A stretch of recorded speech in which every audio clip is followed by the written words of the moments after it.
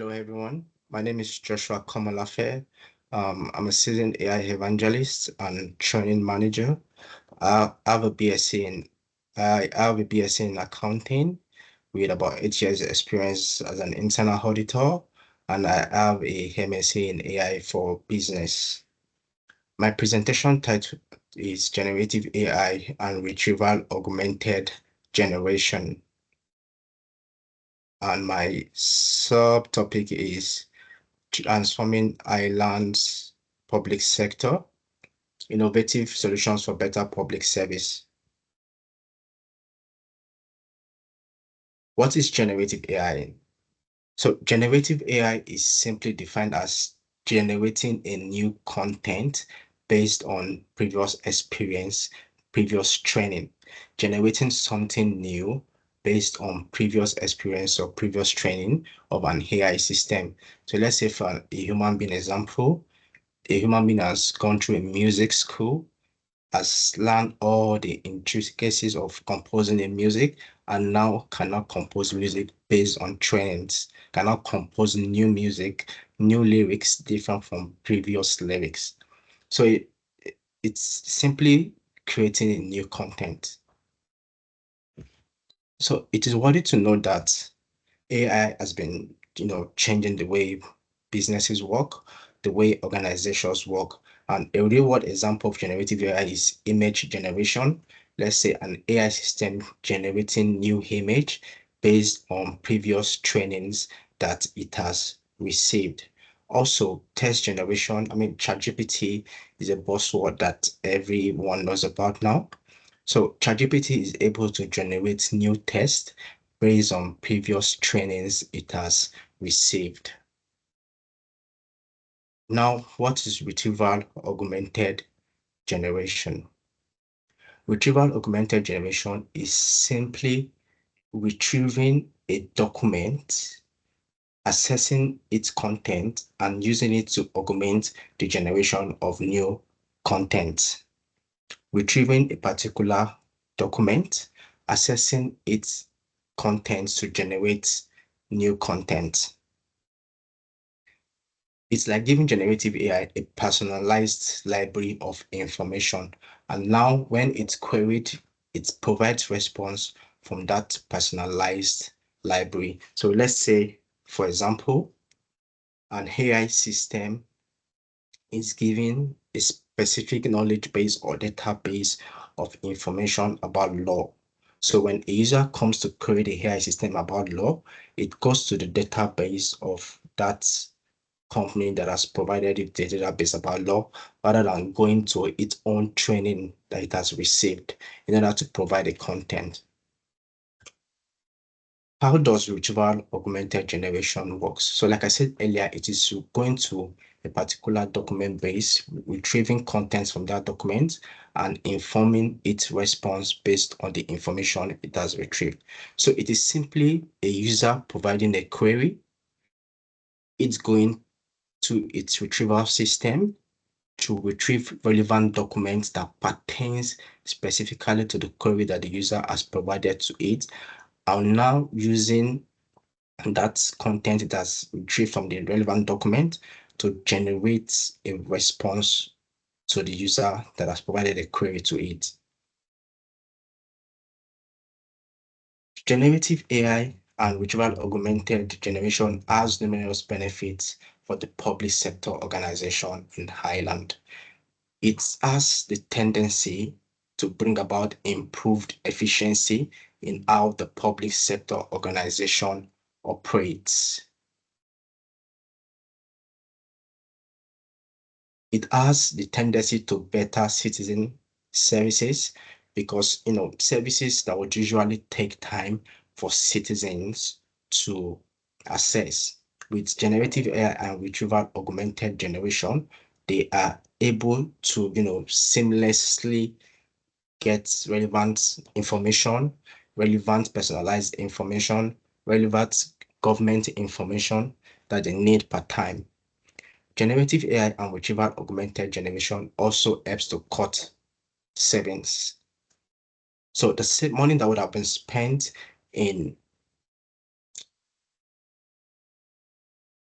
a particular office or a department in the public sector having to put in a lot of um, documentary resources and mechanical resources and all of that.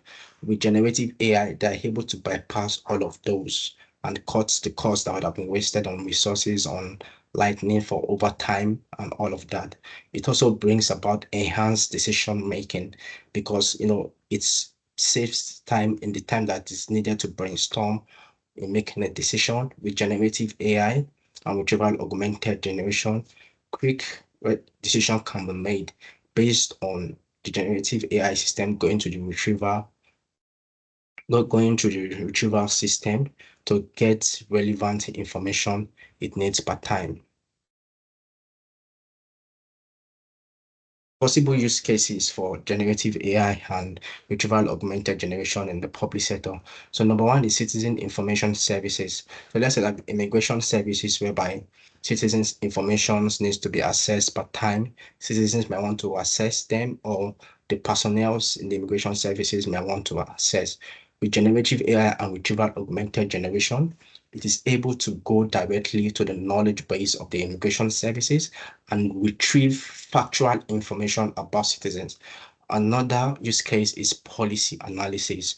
With generative AI and retrieval augmented generation, policy analysis can be made easy because there's a knowledge base or a database that contains previous policy analysis. So the generative AI is able to draw informed analysis from the previous analysis. Also in the healthcare support system, you know, there are issues of, lagness in the healthcare domain in Highland. With generative AI and retrieval augmented generation, patients can easily retrieve information about, available appointments, about waiting time, about how to go get their medication, and so on. And the healthcare administrators themselves can use generative AI to easily provide services to citizens and general patients. Another use case is the tourism promotion. So with generative AI, with the influx of tourists into Highland often, they can easily go to an generative AI system and ask for personalized information on where to visit. And this AI system can provide responses based on the tourists, providing their country where they are coming from or their country of origin, and the AI system being aware of where people from similar countries have visited an island. So it can help promote tourism seamlessly. Another use case is environmental monitoring with generative AI and retrieval augmented generation. Citizens can easily receive accurate environmental monitoring report based on the real-time information on the public sector organization that is in charge of environmental monitoring has failed its database. Ethical consideration. So there's a need for ethical consideration when it comes to generative AI because users need to be made aware that their data is private and secured because users might be concerned of the fact that they could be exposed to data breaches and data security breaches. Also, AI needs to be used ethically. That means it needs to be used for the common good, for the human good, and it needs to be used in a way that promotes the island strategy, which says AI here for good, and also the United Nations Sustainable Development Goals. There's also a need for a human oversight that needs to always update the knowledge base by time with accurate real-time information.